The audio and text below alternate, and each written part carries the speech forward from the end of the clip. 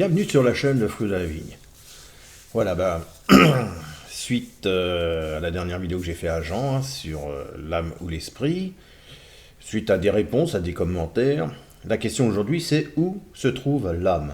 Alors pour ce faire, je me suis basé sur un site qui s'appelle École de la vie. Je trouve qu'il explique très très bien. On a déjà le dessin qui nous montre, comme j'avais dit la dernière fois, l'âme c'est la personne, c'est le moi. Ensuite, le corps humain, c'est la terre, le monde physique, le monde, vous voyez, visible. Concernant l'esprit, c'est le royaume de la lumière, les régions célestes, le monde invisible, le monde spirituel. Donc c'est vrai que dans l'étude sur la création de l'homme, nous expliquons que l'homme est une personnalité spirituelle avec un corps. L'homme est une âme vivante. Mais où se trouve l'âme ? Où se trouve la personnalité profonde de l'homme ? Eh bien, c'est ce que nous allons voir. La place où se trouve l'âme, selon la Bible. En effet, la vie, en hébreu, nefesh, qui veut dire l'âme, peut être dans le sang. Ce que nous dit le livre Lévitique, chapitre 7, et le verset 11. En effet, la vie, en hébreu, nefesh, c'est-à-dire l'âme, de tout être, c'est son sang, qui est en lui. Lévitique, chapitre 17, verset 14. Ce qui ne veut pas dire que l'âme est le sang, mais le sang est le véhicule de l'âme. Tout être, c'est-à-dire chaque âme, peut aussi se traduire par tout ce qui est vivant, aussi bien les animaux que les hommes. Dans un examen du sang en laboratoire, on ne peut pas trouver l'âme, car l'âme est esprit. On dit que l'âme est dans le sang. Cela doit s'entendre spirituellement, bien sûr. L'âme habite dans le sang. Alors pourquoi elle habite dans le sang ? Parce que le sang passe dans tout le corps. Cela signifie que l'ensemble du corps est imprégné avec le caractère de la personnalité d'être un humain, avec tous ses désirs et ses émotions. C'est pour ça que Ève, quand je t'avais dit, est-ce que lorsqu'on perd une partie de notre sang, c'est une partie de notre âme ? Non, pas du tout. Le sang est le sang qui sert juste à véhiculer l'âme. Le sang qui est perdu, ce n'est pas l'âme. Le siège principal du sang, est le cœur. Il est également considéré comme le centre des émotions et des pensées. On va voir quelques passages, quelques versets bibliques, d'accord ? Alors, l'Éternel vit que les hommes commettaient beaucoup de mal sur la terre et que toutes les pensées, c'est-à-dire leurs intentions, de leur cœur se portaient constamment et uniquement vers le mal. T'as vu, on parle de l'intention. Ça, c'est important. Genèse, chapitre 6, et le verset 5. Ensuite, « Fais bon accueil aux paroles de ma bouche et aux sentiments de mon cœur. Éternel, mon rocher, toi qui me rachètes. » Psaume, chapitre 19, et le verset 15. Il y a dans le cœur de l'homme beaucoup de projets, plans, intentions.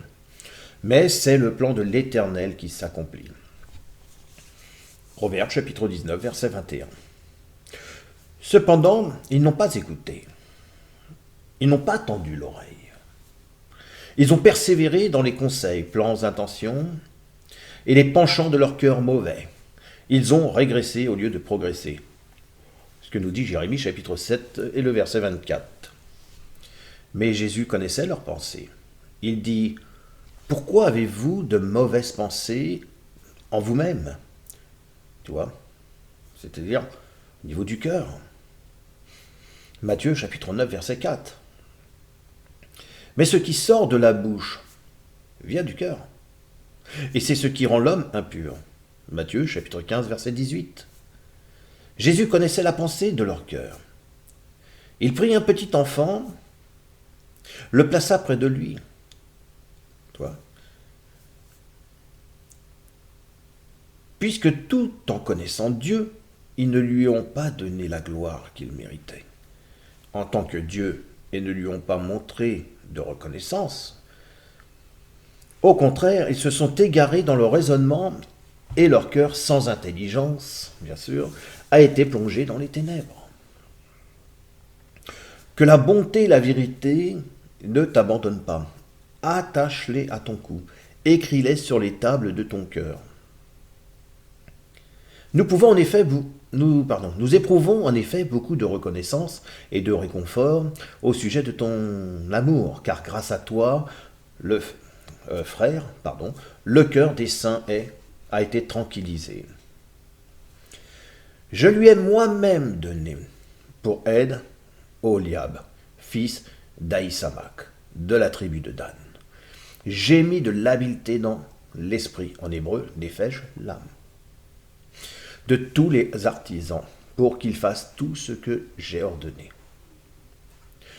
Tout le monde cherchait à le voir pour bénéficier de la sagesse que Dieu lui avait donnée, en hébreu dans son cœur. Tu vois.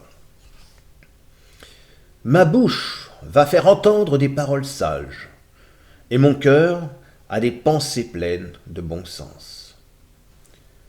En effet, la sagesse viendra dans ton cœur et la connaissance fera les délices de ton âme. Celui qui a confiance en son propre cœur est stupide, mais celui qui marche dans la sagesse sera délivré. Je me suis dit, littéralement, bien sûr, je prononçais des mots contre mon cœur. J'ai augmenté et développé la sagesse plus que tous ceux qui ont dominé sur moi, sur Jérusalem. Et mon cœur a vu beaucoup de sagesse et de connaissance. Tu vois, voici donc ces textes bibliques ne sont pas cités pour rien. Ces textes montrent quoi? Eh bien que la mode d'action est déterminée par l'attention du cœur. Que les pensées du cœur sont connues de Dieu. Que les plans sont faits dans les cœurs avec les intentions qui lui sont chères. Que l'acte est déterminé par les délibérations et les plans du cœur. Que parler est déterminé pour ce qui est dans le cœur. Qu'un homme dans son cœur peut s'entendre à lui-même. Qu'un cœur peut être stupide, sans compréhension. Que l'amour et la confiance viennent du cœur. Que le cœur peut recevoir la paix et peut être rafraîchi. Que le cœur peut recevoir la sagesse de Dieu. Que les intentions viennent des pensées du cœur. Qu'il est insensé de faire confiance à son propre cœur. Et pour finir, que le cœur comprend la sagesse et la connaissance. Si l'on dit que tout cela vient du cœur, c'est-à-dire du siège de l'âme, cela signifie que l'ensemble de la personne y participe. Tout comme le cœur pompe le sang et le fait circuler à travers tout le corps. Ce qui détermine l'homme, c'est ce qui est dans son cœur, comme une âme vivante. Cela se voit dans la façon de parler et d'agir, et dans tous les aspects de la personne.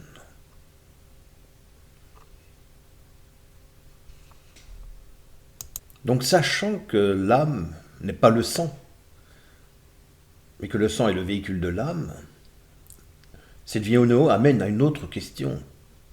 Il y a une autre vidéo. L'âme peut-elle se détacher du corps?